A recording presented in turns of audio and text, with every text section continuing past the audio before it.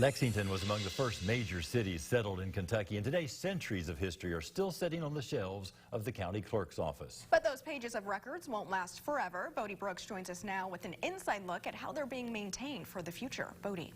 Yeah, Monty, Marvin, back before typewriters or even ballpoint pens, records in Lexington were kept the old-fashioned way, handwritten, line by line in massive record books. To make those records more accessible the modern way, every page is being digitized for an online resource.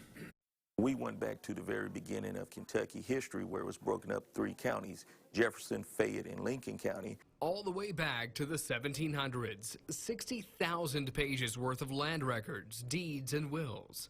Shay Brown leads the Digital Access Project inside the county clerk's office.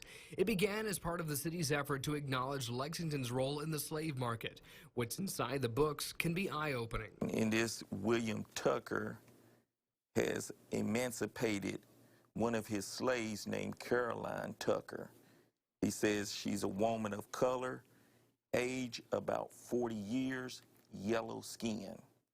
The long-term hope is these records can give insight to the past for future generations to be even closer to their ancestry. You can pretty much pinpoint accurately where you actually came from and who you came from and why you have the last name and a possibility of why your ancestors picked that particular last name.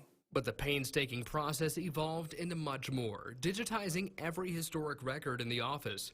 100 full books are already scanned, a process that can take hours or even days.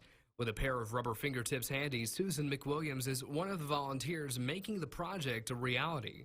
To actually have something that you can, touch that talks about the actual history of the area, instead of just hearing about it, reading about it in history books or something like that. The cursive old colonial style can sometimes be tough to interpret, and the notes and scribbles in the margins can add some extra work.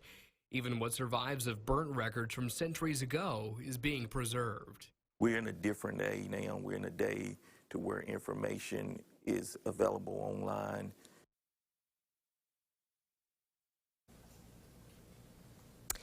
And they were hoping to have the digitization phase finished up by next summer, but that is only one step of the project. A team will also be working to transcribe what's on these pages and make a public index available. Imani.